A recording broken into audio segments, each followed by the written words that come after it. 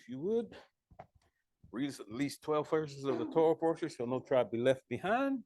We need all 12 tribes. All right. So today we are in Shemot or Exodus chapter 25, beginning in verse 1. It's called Terumah, which means an offering. So beginning in verse 1 of chapter 25. And Yahweh spoke to Moses, saying, Speak unto the children of Israel that they bring me an offering. Of every man that gives it willingly with his heart, you shall take my offering. And this is the offering which you shall take of them: gold and silver and brass, and purple and blue and scarlet and fine linen and goat's hair, and ram skins dyed red, and badger skins and shittim wood, oil for the light, and spices for anointing oil and for the sweet incense, onyx stones and stones to be set in the ephod and the breastplate. And let them make me a sanctuary that I may dwell among them, according to all that I show you, after the pattern of the tabernacle, and the pattern of all the instruments thereof, even so shall you make it. And they shall make an ark of shittim wood, 2 cubits and a half the length thereof, and a cubit and a half the breadth thereof, and a cubit and a half the height thereof. And you shall overlay it with pure gold, within and without shall you overlay it, and shall make upon it a crown of gold round about. And you shall cast 4 rings of gold for it, and put them in the 4 corners thereof. And 2 rings shall be in the one side of it, and 2 rings shall be in the other side. Abba Yahuwah, we bless you today. We thank you for your son, Yahushua. We thank you for all that you do for us, both small and great. We ask that you open our eyes and behold wondrous things out of that Torah. Show us great, wonderful things we do not, that we might apply them to our lives, that we might be better Talmud of Yahushua, better mentors one toward another. Now, but we ask you to remember those who ask for prayer today, who are suffering today, that you're the El that heals us, and we just raise our hands to you because it's in your hands. And we just give you thanks and praise and want to show our love for you by keeping your commandments. Shem Yahushua, amen. All right, we got another good Torah portion. And the first thing up, he talks about a free will offering. Free will offering is very important because how you give says something about your heart. People don't realize that. But Yahushua was looking at the offering plate. And the rich guys, they were throwing in big money. But here comes this little poor lady. She threw in what? 2 mites. And that was more than all the rich guys because he said this little lady went down more justified than these guys because these guys were doing it to show she was doing hers from the, remember, it's all about the heart. Let's go to Hebrews 4:12. He's looking at the intent of the heart. All right, Hebrews 4:12. For the word of Yahweh is quick and powerful and sharper than any 2-edged sword, piercing even to the dividing asunder of soul and spirit, and of the joints and the marrow, and is a discerner of the thoughts and the intents of the heart. So he's looking at the heart, and where a lot of people are looking on the outward appearance, the Father's saying, I want to see what's on the inside of you. And the way he tells what's on the inside of you, one is by giving, and one is by pressure. Because what's in the well gonna come out in a bucket. So he squeezes us to see, and then he asks us to give from the heart. See, a lot of people want to say, oh, I gave $300, I'm gonna give $5. That's not the way to give. Give what you feel like giving from the heart. Do it willingly. And remember, giving is a test of the heart to see what's really in you. And so it helps us to learn to give from the heart and do it cheerfully. Let's go to 2 Corinthians 9, 6, and 7. All right, 2 Corinthians 9, beginning in verse 6. But this I say, he which sows sparingly shall reap also sparingly, and he which sows bountifully shall reap also bountifully. Every man according as he purposes in his heart, so let him give, not grudgingly or of necessity, for Elohim loves a cheerful giver. See, so it's all about the heart. If you ain't got but $1, and if you give it cheerfully from your heart, man, that's awesome to him because you gave it the way he wanted. He don't want you to say,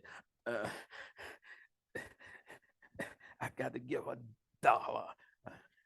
I could use it for something. Keep it in your pocket. He don't want that. He wants a cheerful giver. And we're blessed that we can give freely and cheerfully. And that's the way he does things. He's testing our heart to see what is the intent of the heart. Are they giving it because somebody else gave more? See, and that's what the Pharisees was doing, the Sadducees. One was throwing, I'm just using numbers, 500, another was throwing 1,000, well, another throwing 3,000. Well, it's a competition to see who can put in the most, but it's nothing about why they're giving it. See, how many see that? And so we need to realize that. Let's go to 1 Samuel 16 and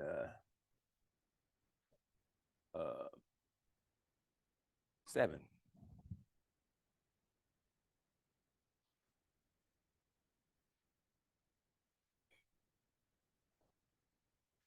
First Samuel, say 17. 16 and 7. 16 and 7. But Yahweh said to Samuel, do not look on his countenance or on the height of his stature, because I have refused him. For Yahweh sees not as man sees. Man looks on the outward appearance, but Yahweh looks on the heart. See, those Pharisees and Sadducees, they were flashing things. You see, look at them, they throwing in the big money. But this little widow over here, all she had was what? 2 mites. Let's go to that Luke 21, 1 through 4.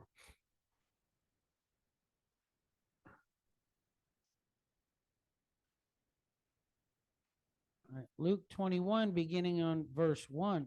And he looked up and saw the rich men casting their gifts into the treasury. And he saw also a certain poor widow casting in there 2 mites. And he said, of a truth I say unto you, that this poor widow has cast in more than they all. For all these have of their abundance cast in unto the offerings of Elohim. But she of her penury has cast in all the living that she had. See, it's all about the heart.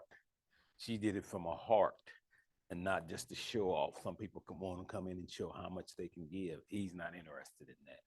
He wants to, do you really cheerfully want to give? And that's why the little widow, speaking of widows, there was a widow in Elijah's day. And all she had was what?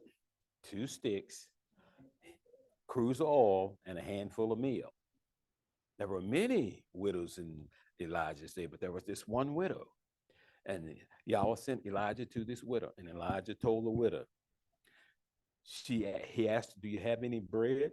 And she says, I got a handful of meal and I'm going to cook it for me and my son, and we're going to die. He said, first, bring me a cake. And she did that, and a meal barrel didn't run dry for 3.5 years. See, all she had 2 sticks, which is the two houses, Ephraim and Yehuda, 2 sticks, a handful of meal.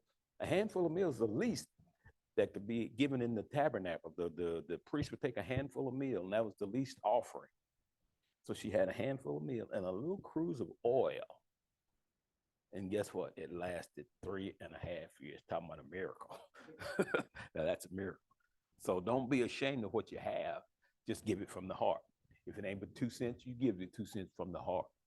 Don't worry about what somebody else gives. You give yours because you want to do it willingly. How many see that? And that's why he's looking at it. And another thing, don't give if you're going to murmur and complain. Let's go to Philippians 2, 12 through 15.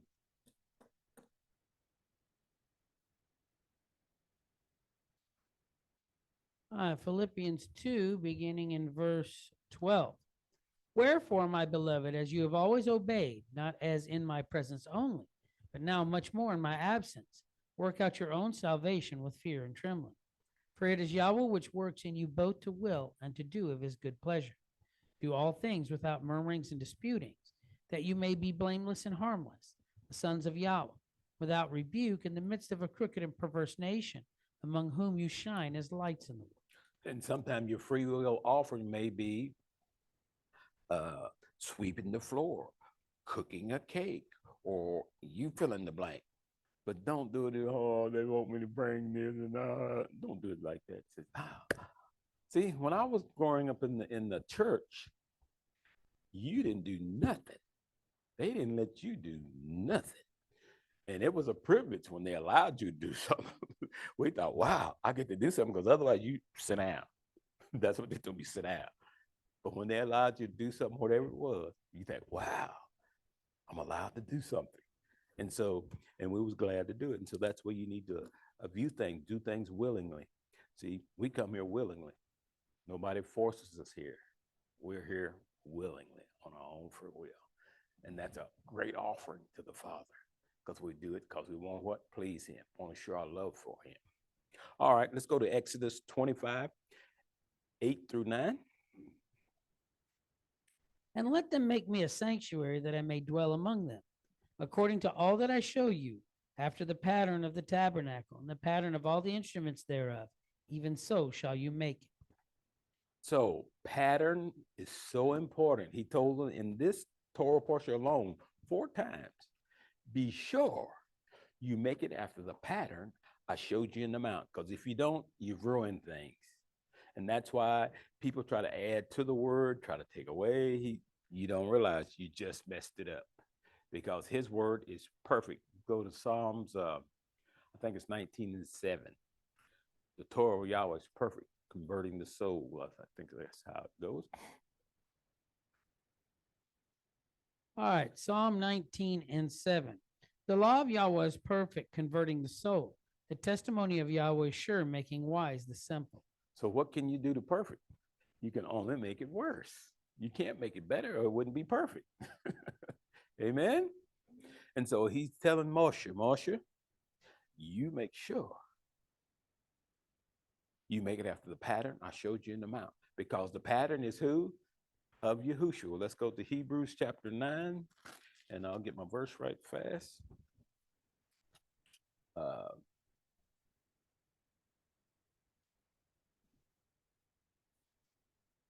Let's start at verse 9, and 11 would be the one we're looking at.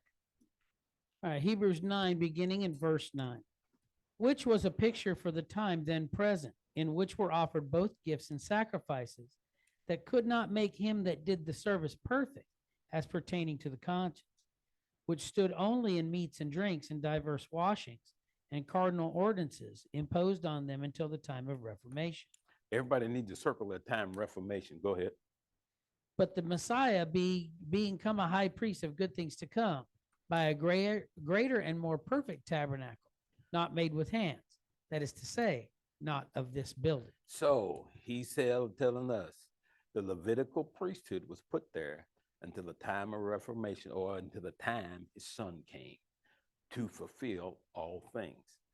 That's what the word Reformation is telling us. Until Yahushua showed up, it was a pattern to follow, so that when he showed up, we would know what he looked like, what he did, what his name was, and all this stuff, because the pattern showed it. That's why the scripture says that the Torah is a schoolmaster. The schoolmaster tells us what the subject is all about. In this case, it was Yahushua. And now you want to hear about this tabernacle, not made with hands, that is not of this building. Let's go to Revelation 21. And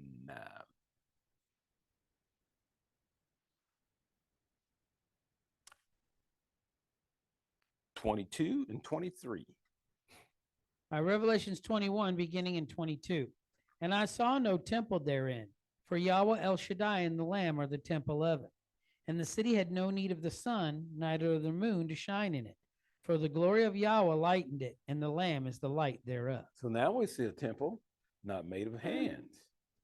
That's what Paul was talking about. And now we can look even closer. They call us the temple. We're not made with hands. In other words, they didn't put a stone or a piece of iron to it like they did the tabernacle. See? And so he said, be sure you follow the pattern. And that's why it's so important to learn to follow the pattern, because if you follow the pattern, you know what you're going to get. Correct? If you're trying to cook whatever it is, the spinach casserole thing, you have to follow the pattern in order for it to taste right. Because when you begin to do your little thing, pretty soon it ain't gonna taste like that. See, and we have two great cooks, and there's a little caveat there. They add a little here and there to it's still good, but it still tastes like what it was designed to taste like. And that's what the Father's saying. Don't add to my word. We see so many people in the Messianic movement, they want to add things or take something away instead of follow the pattern. See, if we follow the pattern, you know what you're going to get. It's just like you go to work. The boss says, want you here from 8 to 5, 5 days a week. And on Friday evening, the eagle flies. So if I follow that pattern, what's going to happen on Friday evening? Yeah, the eagle's going to fly. See? But if you don't follow that pattern, you miss Tuesday and Wednesday. The man's going to say, I don't need you anymore. See? And that's what the Father's telling us. Make sure we follow the pattern. And let's go to 1 Peter 2:21.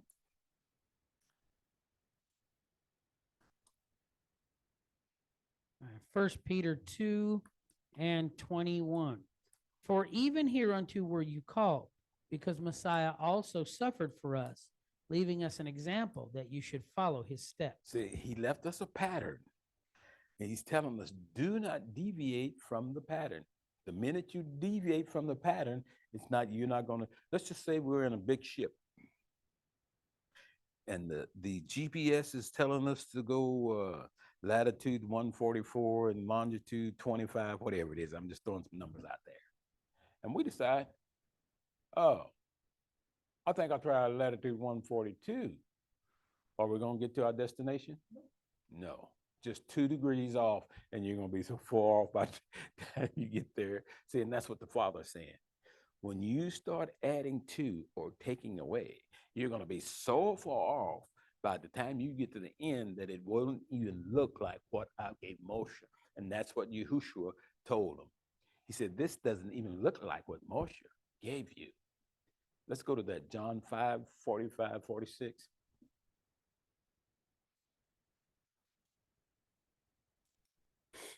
All right, John 5:45 says, do not think that I will accuse you to the Father. There is one that accuses you, even Moses, in whom you trust. For had you believed Moses, you would have believed me, because he wrote of me. But if you do not believe his writings, how will you believe my words?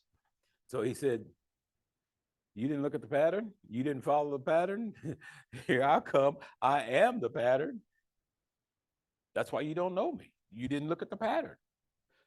It's just like when somebody says, do it, this is the way Gabriel and I'm not here, but I can go ahead and tell it on.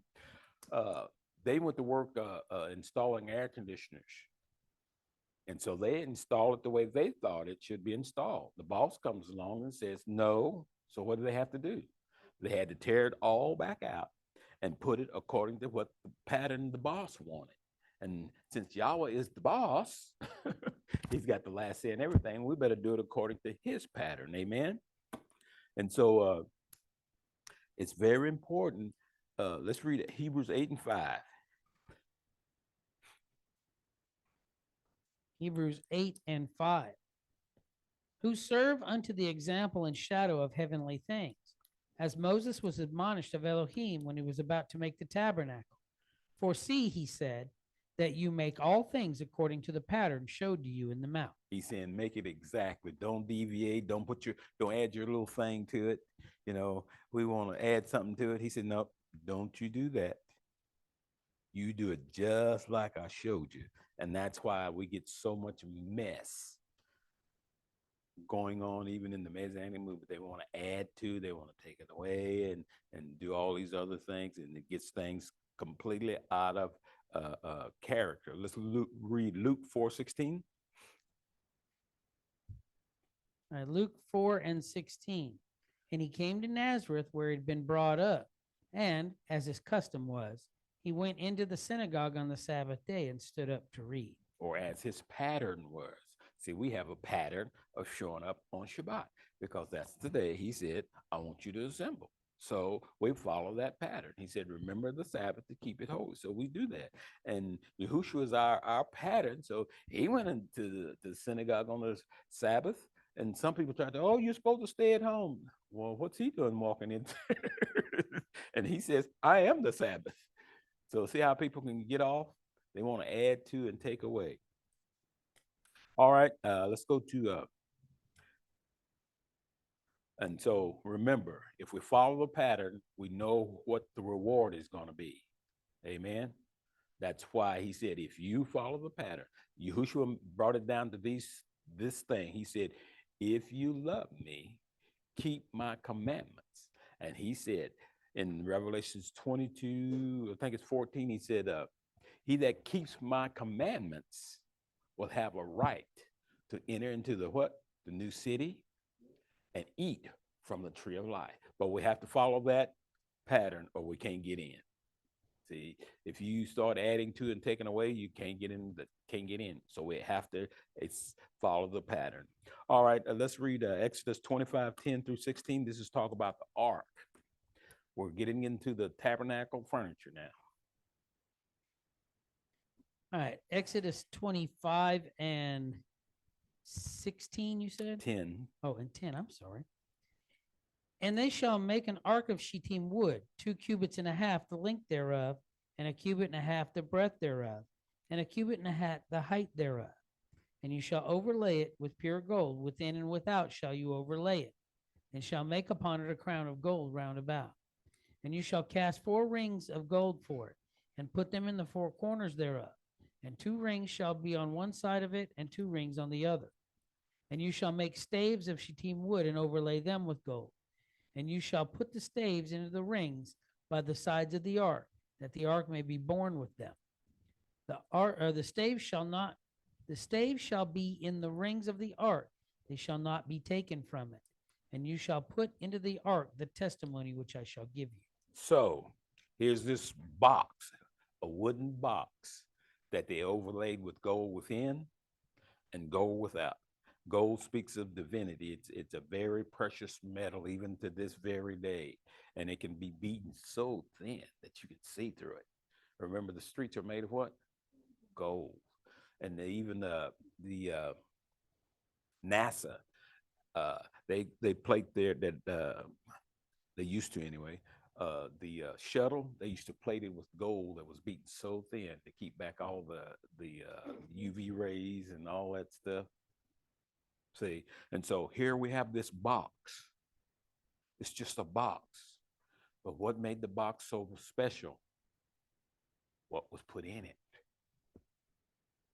See, he told them, you take the tablets that I've given you and you put them in the box. Now, we got to watch out because now we got a box that's got open judgment. Now you understand what happened to the Philistine when they opened that box. When they took the lid off, there was nothing holding back judgment. That's what we'll get to in a minute. The mercy seat was holding back judgment. So when he opened the box, opened the lid on the box, it was open judgment. And I don't know how far it reached, but it killed 50,000 plus people immediately when they opened the lid. So that's why it's very important. We got to follow the pattern. And so the Philistines, they didn't follow the pattern. They opened the lid. And boy, it cost them dearly. And so, and the ark is so special. We see a different kind of arks. Noah had an ark, right? And it saved the people that was in the ark from the flood. Moses was put in a little ark, and it saved him from death from the Pharaoh, who was going to kill all the little boys. Yahushua is our ark. And he said in Revelations, because you have kept my word and not denied my name, I will keep you. He's our ark. So this ark is very special, but it's what's in the ark. And so here was this box. Let's go to have some fun here. Let's go to 1 Samuel 5, 1 through 12. We see the ark and Dagon together. We'll see what happens. 1 Samuel 5, 1 through 12 looks like. All right, 1 Samuel 5, beginning in verse 1. And the Philistines took the ark of Elohim and brought it from Ebenezer unto Ashdod. And when the Philistines took the ark of Elohim, they brought it into the house of Dagon and set it by Dagon. And when they of Ashdod rose early in the morning, behold, Dagon was fallen upon his face to the earth before the ark of Yahweh. And they took Dagon and set him in his place again. And when they arose early on the next morning, behold, Dagon was fallen upon his face to the ground before the ark of Yahweh. And the head of Dagon and both the palms of his hands were cut off upon the threshold, and only the stump of Dagon was left to him. Therefore, neither the priests of Dagon nor any that come into Dagon's house tread on the threshold of Dagon and Ashdod unto this day. But the hand of Yahweh was heavy upon them of Ashdod, and he destroyed them and smote them with emerods, even Ashdod and the coast thereof. And when the men of Ashdod saw that it was so, they said, the ark of the Elohim of Israel shall not abide with us, for his hand is sore upon us and upon Dagon our Elohim. See, they had something that didn't belong to them. They didn't know how to take care of it. They didn't know what the pattern was. And so see what happens? When we get hold of something and we don't know how to correctly take care of it, they thought, oh, we got something from the Israelites and we're going to set it beside our deity. And boy, that was a bad idea. Because the first time he just fell over, the next time there was nothing left but a stump. Yeah. Get to it. Read a little further. They sent therefore and gathered all the rulers of the Philistines unto them and said, what shall we do with the ark of Elohim of Israel? And they answered, let the ark of the Elohim of Israel be carried about unto Gath. And they carried the ark of the Elohim of Israel about there. And it was so that after they had carried it about, that the hand of Yahweh was against the city with a very great destruction. And he smote the men of the city, both small and great, and they had emerods in their secret parts. Therefore they sent the ark of Elohim to Ekron, and it came to pass, as the ark of Elohim came to Ekron, that the Ekronites cried out, saying, they have brought about the ark of the Elohim of Israel to us, to slay us and our people. So they sent and gathered together all the rulers of the Philistines and said, send away the ark of the Elohim of Israel, and let it go again to his own place, that it does not slay us and our people. For there was a deadly destruction throughout all the city, and the hand of Elohim was very heavy there. And the men that did not die were smitten with the emerods, and the cry of the city went up to heaven. They did not know what the pattern was, how to take care of the ark. And look how it got them killed. Read 1 Samuel 6:19. All right, 1 Samuel 6:19. And he smote the men of Beth Shemesh, because they looked into the ark of Yahweh. Even he smote of the people 50,000 and 70 men. And the people lamented, because Yahweh had smitten many of the people with a great slaughter. See, they opened the lid. As long as the lid was on it, they were in pretty good shape.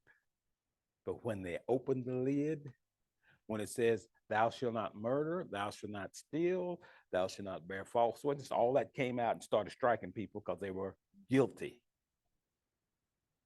See? So when they opened it up, that's what began to happen. And Yahweh is very particular about this ark and the way he handled it. Even his pride and joy, David, he tried to bring the ark up, but he brought it up what? With oxen. It was never supposed to be on a cart with oxen. Let's read that up. 1 Samuel 6, start at verse 2 Samuel 6, start at verse 2.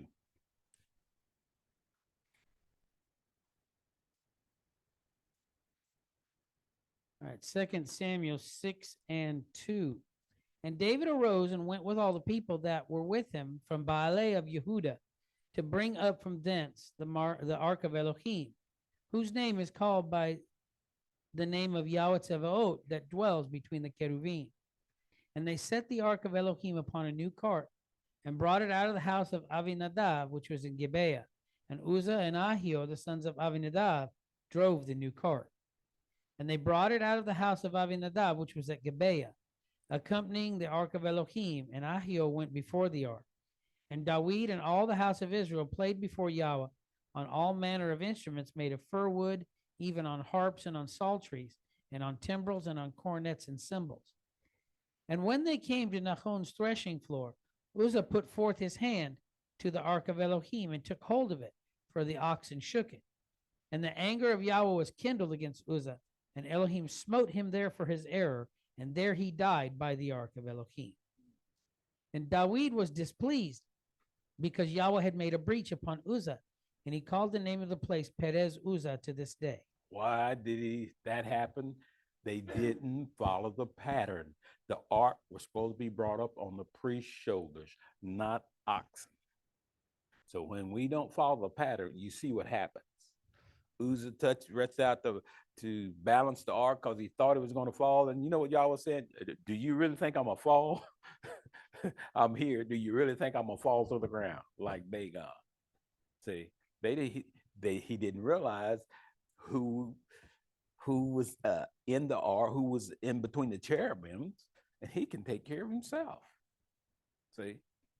And yet Uzzah was wanting to stick his hand out and take care of it, but Yahweh said, you got to follow the pattern. And not only that, I don't think he was a priest either. At least it doesn't say he was. But see, they were bringing it up the wrong way. When we do not follow the pattern, it's always going to turn out wrong. And that's why he told them over and over again, be sure you do it after the pattern I showed you in the mountain. If you don't do it my way, it's the highway. See, that's all it is. We either do it his way or we get kicked out. Remember the guy that came to the wedding, and the king walked in and says, friend, how did you come in here and ain't got a wedding garment on? And he was speechless. And the king said, what? Bind him hand and foot and cast him out because he didn't follow the pattern. See, that's what Yahweh was trying to teach us. Make sure you follow the pattern. And that's what we're trying to do. We're not perfect, but we're working on it day in and day out, every day to follow the pattern, because the pattern is going to, like it was then, is going to be in the end, because they're going to open the books. And some of the things in the book, it says, thou shalt not lie or bear false witness. Thou shalt not murder.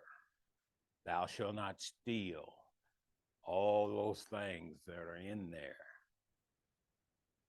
And if you're doing that, guess what's going to happen? Not going to be good for you. See, and so that's why he's saying, follow the pattern. Don't steal. If it's not yours, leave it alone. See, I tell people, I don't know what's mine. If it ain't mine, you keep it. I don't want it. I only want what's mine. Because that's what the blessing is. Remember, the blessing is whatever's left. How many see that? All right. And so this ark is so important. And see, when they looked inside the ark in, I forget whose day it was, they said the only thing was in there was the tablets. Where before they had the and rods that budded in a pot of manna, the golden pot of manna. So somebody had been in there stealing. In Yahweh's house. They stole the stuff from Yahweh's house. Mm-hmm. Yes, ma'am. What?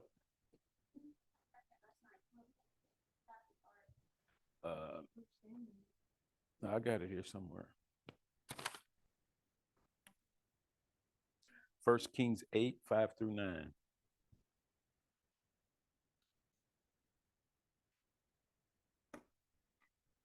All right, 1 Kings 8, beginning in verse 5.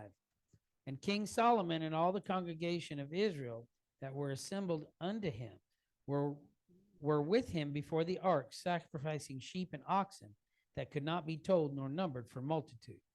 And the priest brought in the ark of the covenant of Yahweh unto his place, into the oracle of the house, to the most holy place, even under the wings of the cherubim. For the cherubim spread forth their two wings over the place of the ark, and the cherubim covered the ark and the staves thereof above. And they drew out the staves, that the ends of the staves were seen out into the holy place before the oracle, and they were not seen without. And there they are unto this day. There was nothing in the ark save the 2 tables of stone, which Moses put there at Horeb, when Yahweh made a covenant with the children of Israel, and when they came out of the land of Egypt. So somebody stole something. Mhm. Also, just to add to that, they had been in it because remember, the Philistines had put the golden mice and the golden emeralds Yeah, inside. they got that too. So they had been, I'm just saying, they had been in there with that too, Yeah, that's very good. They stole what the Philistines put in there. See, and that's what the Father said. You make sure you follow the pattern, because my pattern is going to tell you what you're going to get. Remember, we raise our hands up to control the what? The outcome. So if I follow the pattern, I control the outcome. That's how simple it is. Follow the pattern, you control the outcome. Yahushua said, if you love me, keep my commandment. And he says, because you kept my commandment, you have a right to enter into the city and eat from the tree of life. We control the outcome. Hands up. That's simple, isn't it? Wow. And people want something. Oh, we want the mystic and the soul and all these different levels. You don't use them when you're in pain and you need help. You like Peter, Master, save me.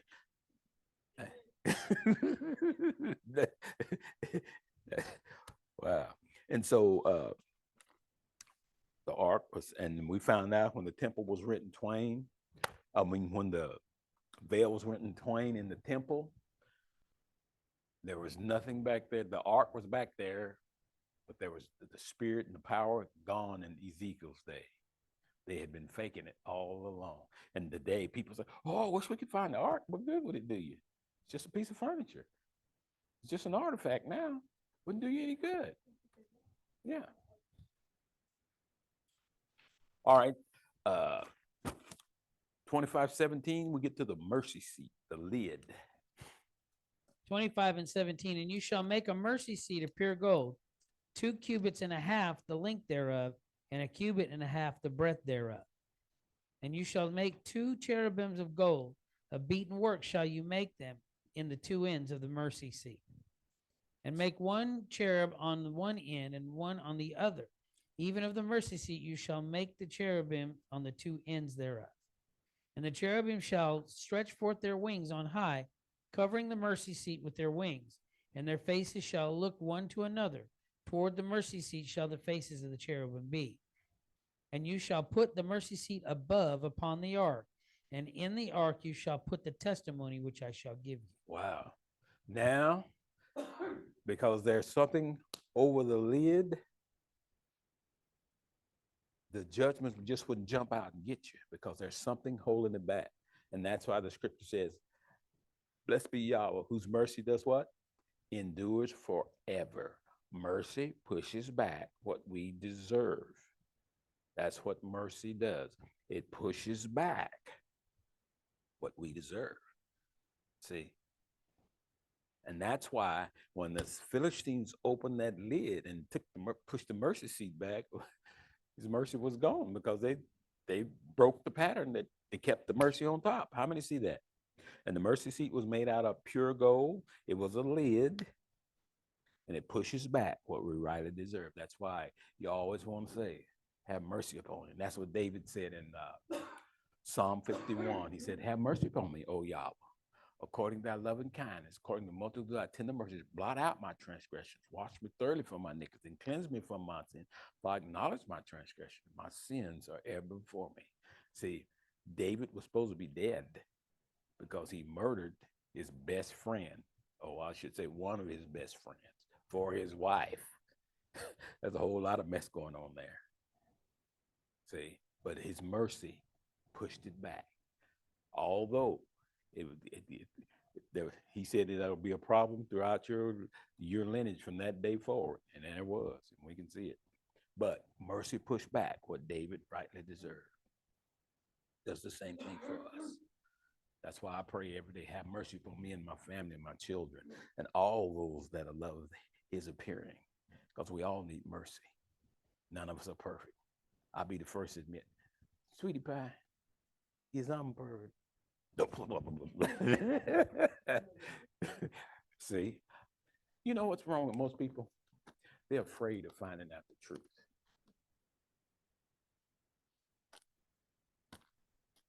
And let me add this to you, to this. Don't be afraid of failure. Some people are scared to death of failure. Like I told you, I failed so many times. I fell into the truth. How you think I got this? I fell. I kept falling till I finally fell into the truth. Don't be afraid of failure. It's part of the journey. Show me somebody that didn't fail once in a while in this book. It's part of the journey. Failure tells you this doesn't work. Try something different. But so many people are just scared they won't do anything because they're scared of failure. So I just keep trying stuff. Fine, I failed into this. Hands up. Even when you fail, hands up. Look, Peter fell. Walk on the water. Started looking around. What did he start singing? He was failing, wasn't he? Even in his failure, he had sense enough to say, Master, save me. See? That's why it's so important to realize his mercy endures forever. See, this is another thing that you don't understand. This is the difference between mercy and grace. Grace is a time-sensitive favor. Grace is like this. You're driving down the road and the speed limit says 70 miles an hour. You're doing 90 miles an hour. The cop pulls you over and says, I'm not going to give you a ticket this time, but if you do it again, I'm going to give you a ticket. That's grace. See, grace pushes back what I rightly deserve.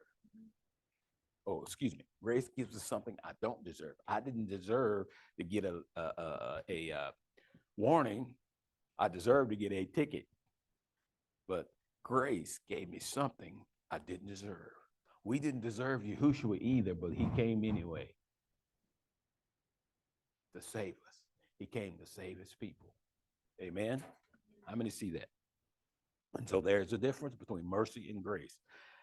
Grace is very time sensitive because when this grace period is up, here comes judgment. But his mercy is forever. You read about it. His mercy is forever. And that's why it was so important for that mercy seat to be on top of that ark, because it kept pushing back things. Look how many sacrifices the Israelites had to have every day in the tabernacle. You remember it said that at the time that there were so many sacrifices going on that the brook Kidron was just solid blood. Solid blood. Wasn't even water anymore. Wasn't water so much anymore. blood in. Mm-hmm. See, and that's why we need that mercy seat. And then there was the cherubims, 2 gold cherubims, and they were looking down at his mercy.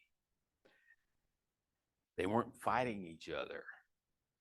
They symbolized the house of Judah and the house of Ephraim. But today, the house of Ephraim and the house of Judah, they're at war with each other. You can't come in. But they were so busy watching his righteousness, they didn't have time to fight each other. And that's the way we should be. We should be so busy trying to do his will. We ain't got time to fight one another. But now we see people, but there was these cherubims. And that's where he dwelt, between the cherubims. How many see that? Those cherubims were very important. And then we get to the table of showbread. It was another box overlaid with gold, I believe. The table of showbread, it had 6 rows of bread here, 6 rows of bread here, symbolizing the what? The 12 tribes of Israel. So don't let Judah tell you they're the only one, because they're lying. There's 12 tribes. And don't let Ephraim tell you they're the only one, because they're lying. That's 12 tribes. Okay? And this bread is so important It was only for the priest to eat, but David was the king of Israel, and he was starving. And he went to the house and said, "Can I have some of that bread?" And guess what? They gave him some. Because what's more important, the king living or the bread on the table? Life. Thank you. And so they gave him some bread. And even Yahushua made a mention of that. Matthew 12, 1 through 8.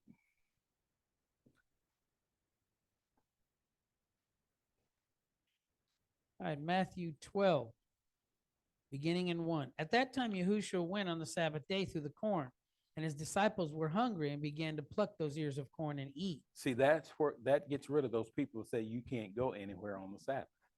Here is the man that created the Sabbath. He's walking through the cornfields, going to the synagogue or the tabernacle. Go ahead. But when the Pharisees saw it, they said unto him, Behold, your disciples do that which is not lawful to do on the Sabbath day.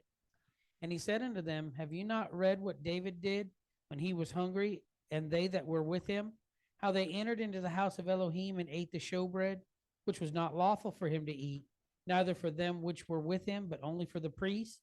Or have you not read in the Torah how that on the Sabbath day the priests in the temple profane the Sabbath and are blameless? But I say unto you that in this place is one greater than the temple. But if you'd known what this means, I will have mercy and not sacrifice, you would not have condemned the guiltless. See, For here he was, the creator of the Sabbath, and these puny men accusing him of breaking the Sabbath. And he's the one that give it with all the rules. It's amazing what man thinks he's so smart. And yet, as the scripture said, let me go to that. Romans, let's go to Romans 1 and thinking themselves to be wise, they became what? Fools. 1 and 22. Yeah. All right, Romans 1 and 22 says, Professing themselves to be wise, they became fools, and changed the glory of the uncorruptible Elohim into an image made like to corruptible man, and to birds and four-footed beasts and creeping things. Wherefore Yahweh also gave them up to uncleanness through the lust of their own hearts, to dishonor their own bodies between themselves. We changed the truth of Yahweh into a lie, and worshiped and served the creature more than the Creator, who is blessed forever.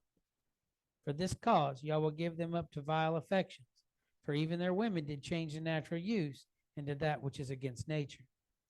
And likewise also the men, leaving the natural use of the woman, burned in their lust one toward another, men with men, working that which is unseemly, and receiving in themselves that recompense of their error which was due to them. You see why what's going on is going on? Yahweh moved his hand back from them. And they went just like they were in Genesis chapter 6. What was happening? Sex and violence, spoil. And that's what man's gone back to. And so there was a table of showbread. And the question is, do you have bread to share?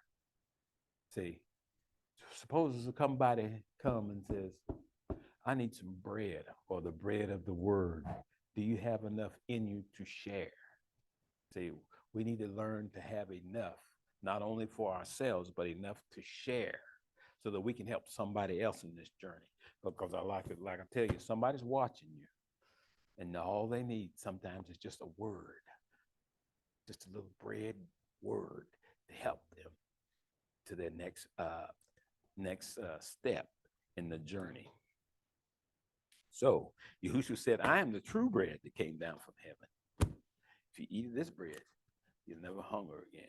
All right, then they had the gold menorah, and Yahushua said, I am the light of the world.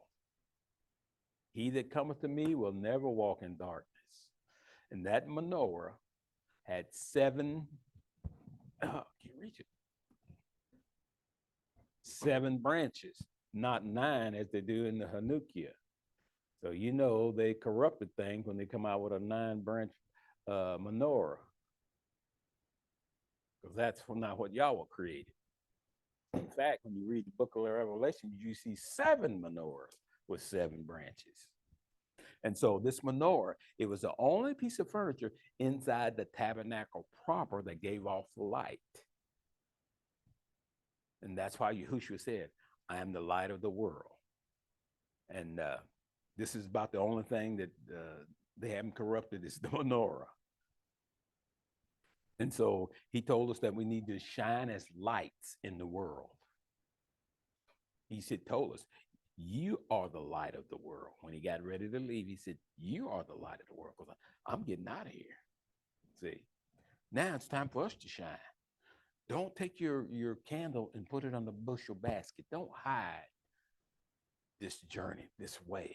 You want other people to see it so they can come and say, be like Rahab, I want to follow that bunch because I see they got the light. They can take the book out and they can prove it. 2 or 3 witnesses and pattern.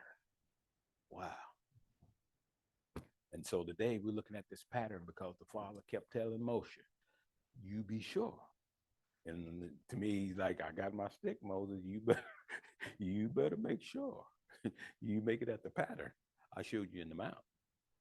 Because he told him 4 times. And then when y'all tell you something 4 times, oh, talking about serious.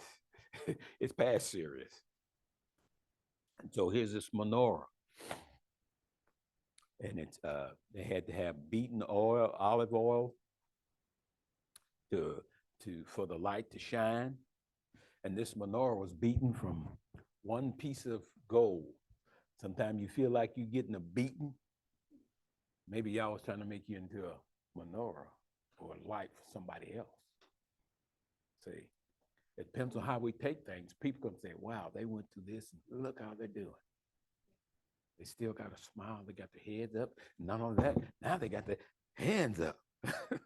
See, all of the things you went through, you still got your hands up. That impresses people. That makes an indelible imprint on them, saying, look what they went through, and they still got their hands up. Who are they serving? Where'd they get this? I'm going to go find that because I need it for myself. See, that's why we do this for other people. Remember, Yahushua was our example, and so we need to be an example. And so here's this menorah. And let's read that about the 7 menorah. Let's go to Revelations 1 and 12. All right, Revelations 1 and 12.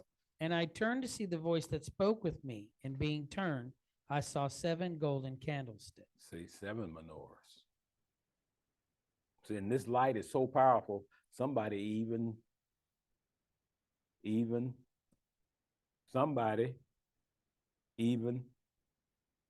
transforms himself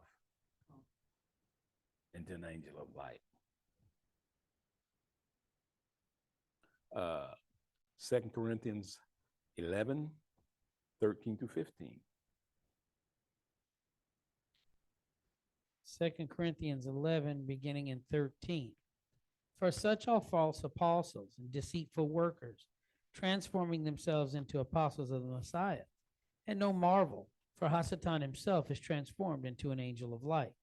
Therefore, it is no great thing if his ministers also be transformed as the ministers of righteousness, whose end shall be according to their works. See, but we'll know them by their works because they're going to mess up. See, they're going to mess up. And so this menorah, one piece of beaten gold, that was quite a craftsman to do that. Take a talent of gold and beat it into this beautiful menorah. Wow. And so we want to be a light to the world because there are people that are sitting in darkness that need light. They need light so bad, but they don't know who to turn to. And sometimes they see it by when they see somebody with a certain head covering on, or when they see somebody with their zeets on, they're going to say, who's that? I've never seen that. Let me ask them. And when they ask now, we let the light shine. And here's the thing, don't try to give them too much. All to remember, you'd rather leave a person a little hungry rather than vomiting. Just give them enough. So they say, oh, I want to look further into this. See, If you try to give them too much, you're going to run them away. Because this is a heavy message, and it's tough to take all at one time. How many see that? So let's be a light, because men love darkness rather than the light. At least they what? Deeds be reproved. So we love the light. They can have all the darkness they want. All right, and then there was curtains to partition. Oh, I got my things in another room. Partition the tabernacle off. There was the right here, where the menorah was, is called the holy place. Where the ark was in the mercy seat is called the Holy of Holies. And then there was the outer court. So these curtains are partitions to divide one from the other. And they were blue, purple, red, and white. And Shane's played the perfect song. You can't judge this lowly tent or what it meant with just one glimpse. Because there was gold and silver and precious stones, colors of blue, purple, white, and red. See, you can't, if you don't look into that tent, you won't know what's in there. See? And so when they look at us and look into us, let's have that light shining and the truth coming out of our mouth and the 2 or 3 witnesses and the pattern to prove it. I'm going to see that. Say, somebody's watching your life. You don't think so? You're fooling yourself. So let's be a light. Let's be a partition to keep one from the other. And then there was a covering over the tabernacle, 3 different materials. And so people don't realize everything covered. Even the earth has a covering. What's it called? The ozone. It's the covering to keep this thing from the sun from getting too much heat on us. Ozone is the covering. Tabernacle had a covering. So he wants us to be covered. The first thing he did for Adam and Eve when they sinned and he got ready just before he threw them out, he did what? Put on a covering for them.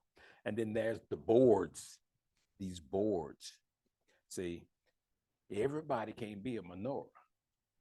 Everybody can't be a table of showbread. Everybody can't be a mercy seat. Everybody can't be the ark, but you can be a part of it. Some people just have to be boards, holding things up. They're not seen, but they're there to hold things up. See, sometimes our work is hidden. Nobody knows it but the Father. And he says in Hebrews 6:10, Yahweh is not unrighteous to forget your labor of love that you showed toward his name and toward the Kiddushin and do show. Sometimes what we do, nobody knows about it but him. See, and sometimes if we're not get our hands up, we'll start mumbling and complaining. Don't nobody know what I'm doing. Well, he does. Amen. So you may just be a board in the temple, but that's all right. Scripture says there are many members, but what? One body. The hand can't say to the eye, I have no need of thee.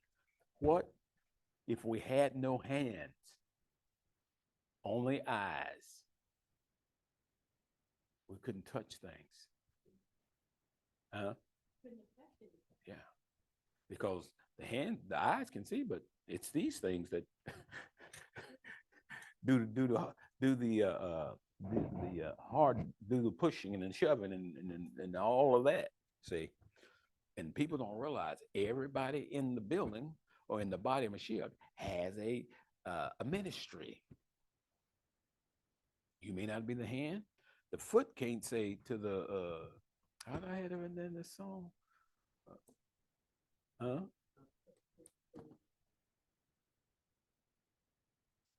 I had something in there, something that can't say to the stomach, I have no need of it, because you were like, who? Larry, Curly, and Moe. Did the song. See, we all got a part to play. David said, I'd rather be a doorkeeper in the house of my El than to dwell in the tents of the wicked. You can be the best doorkeeper there is. Whatever he calls you to do, be your best at it. See, everybody can't be the head. Somebody's got to be doing the other things. There was somebody that had to cut the boards, make the boards. Somebody had to squeeze the olives to get the olive oil. Somebody had to take a hammer and beat the metal. All these different things. Nobody had the same occupation, but they were all one, because when we're one, we have unity and things work well. Yeah. And so that's what he's telling us. You may have the least little job, but you're still appreciated. See, I don't cook, but I appreciate what the cooks do. See, and I'm not trying to push them out the way, but y'all might not like my cooking.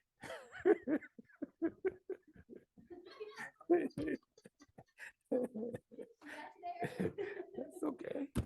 I'm not afraid of it.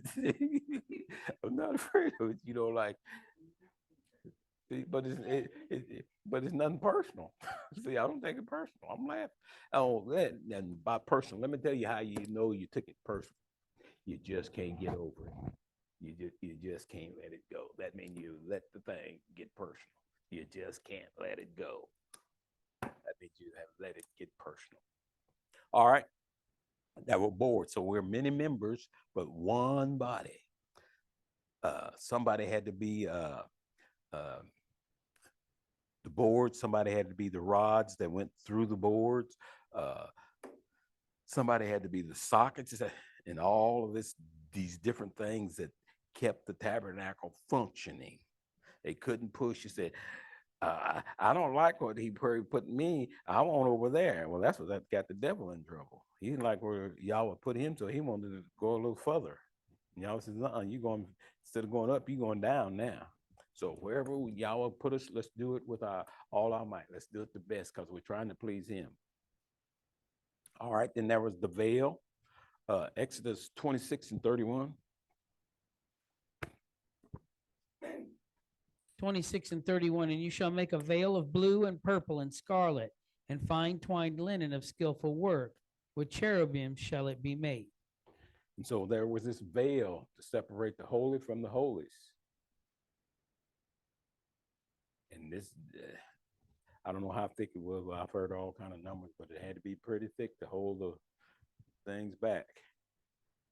And so somebody has to hold back what's trying to take us down, right? We all got a function. Everybody has a function.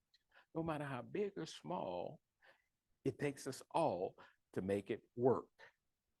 See, just think, if you lost your big toe, how well would you walk?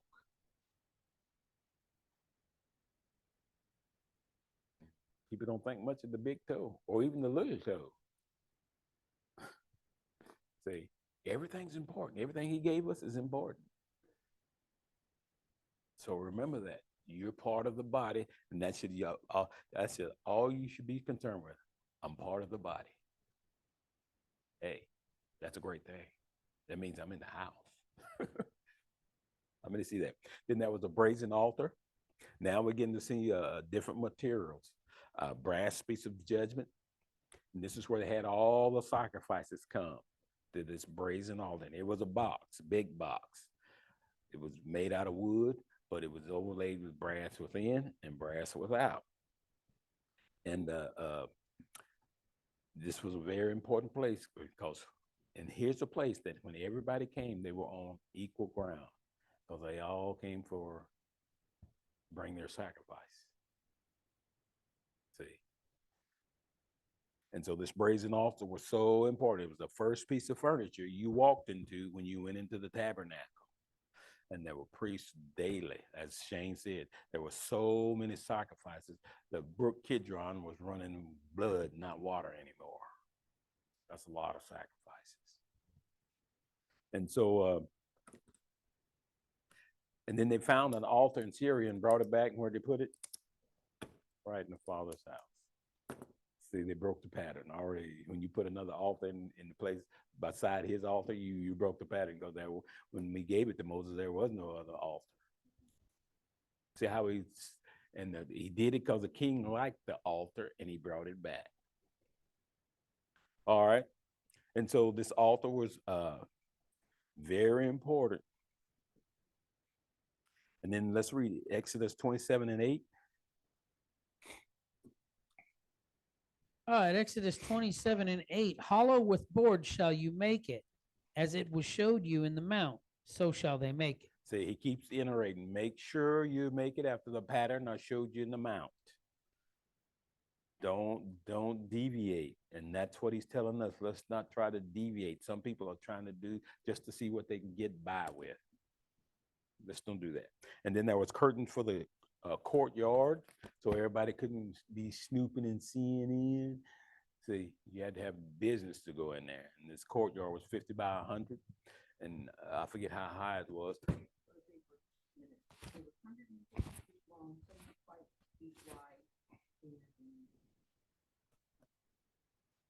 And so you just couldn't, from the outside, it didn't look like much. Just white curtains and this badger skin and all this over the, and it didn't look like much. But did you realize how much gold and silver and precious stones and all this stuff was in the tabernacle?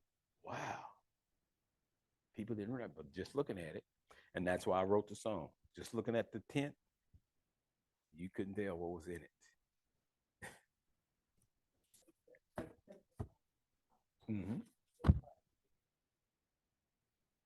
So it's pretty tall.